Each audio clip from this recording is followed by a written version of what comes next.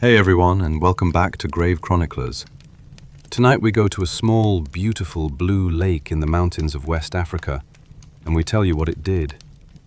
I promise you, by the end of this, you will never look at still water the same way again. Get comfortable. Let's begin. On the morning of August 22nd, 1986, a man named Emmanuel got on his bicycle and started riding through the hills of northwestern Cameroon. He passed a dead antelope on the path, then dead rats, then dead dogs. Then he reached the village, and every single person in it was dead. No fire, no flood, no blood. The buildings were standing, the crops were green. The cooking fires had burned themselves to ash in the completely normal way fires do when nobody is left to tend them. Children dead in their beds, men dead in their doorways, women dead beside cooking pots that still had food in them. 1,800 people, gone overnight, by something that left no mark on the world except the bodies. Northwestern Cameroon in 1986 was farming country. Green hills, red volcanic soil, villages so small and tight-knit that you knew the names of your neighbor's cattle. The people near Lake Nyos had been there for generations. They farmed, they raised livestock. They cooked over open fires in the evenings and went to bed when it got dark because there was no electricity. Quiet, ordinary, deeply rooted life. The lake itself sat above them in the crater of a dormant volcano, 3,000 feet up, vivid blue, almost unnaturally beautiful. The kind of blue that makes the world feel safe. The villagers fished in it, used it. It was theirs. Nobody knew what was underneath it. Here is the science. Stay with it, because this is the part that will change how you see the world. Lake Nyos sat on top of a volcanic vent that had been leaking carbon dioxide up through the rock for decades. That carbon dioxide dissolved into the deepest, coldest layers of the lake, building up silently under pressure, the same way gas is forced into a bottle of carbonated water. The warm surface water acted as a lid, keeping everything contained. As long as nothing disturbed that arrangement, the carbon dioxide stayed dissolved, invisible, held. But a bottle can only hold so much. On the evening of August 21st, something disturbed the lake. A landslide, possibly. A tremor. Heavy rainfall shifting the pressure balance. Whatever it was enough. The deep water overturned. The pressure released. 300,000 tons of carbon dioxide erupted from the surface in seconds.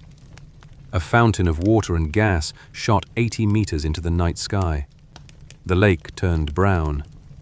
And then the clouds spread outward and downward because carbon dioxide is heavier than air, and it sinks and flows and fills every low space the way floodwater fills a valley. It traveled at 45 miles per hour. It was colorless. It was odorless. It moved in complete darkness, and it killed everything it touched without a sound. It was 9:30 in the evening. Most people were already home. Some were cooking. Some were in bed. The cattle were settled. The children were asleep. Ephraim Che was walking home from a neighbor's house when he heard a rumbling from the direction of the lake. He looked up, saw white vapor rising from the water, felt suddenly strange, heavy, like the air had changed. And then he passed out. He woke up hours later on higher ground, alive because the cloud had rolled beneath him. He walked down into the valley. His parents were dead. His brothers and sisters were dead. Every aunt, every uncle, every face he had known his entire life. He walked through the village of Lake Nyos, which had held 1,000 people the night before, and he said later that he just cried, because there was nothing else left to do.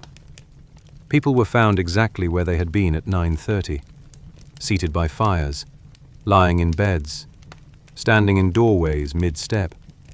Some had tried to run and were found face down on the paths out of the village, their bodies pointing away from the lake, toward a safety they almost reached. A woman and a child were the only two survivors of Lake Nyos. They had been sleeping in a slightly elevated part of their structure, inches between them and the 1800. Plants untouched, buildings untouched. 3,500 cattle dead in the fields. Every bird, every insect. The world looking exactly as it had the night before, except that everything living in it was gone. The survivors who woke did not wake the way you wake from sleep. Some had been unconscious for 30 hours. They came back slowly, confused, and then they looked around. Everyone was dead. Every person they had ever known, in a radius that stretched for miles, simply gone. The sun was shining. No birdsong, no cattle, no children. Just light and silence, and the green hills, and the bodies everywhere. Some of those who survived the night did not survive much longer. They had made it through by luck, by a matter of feet and elevation, and when they saw what the cloud had taken, they decided they had no reason left to stay. Several committed suicide in the days that followed, walked out of the disaster, and then chose to leave anyway, because the world the disaster had left them was not a world they recognized. Rescue teams did not arrive for 36 hours. There were no phones, no electricity, no road fast enough to matter.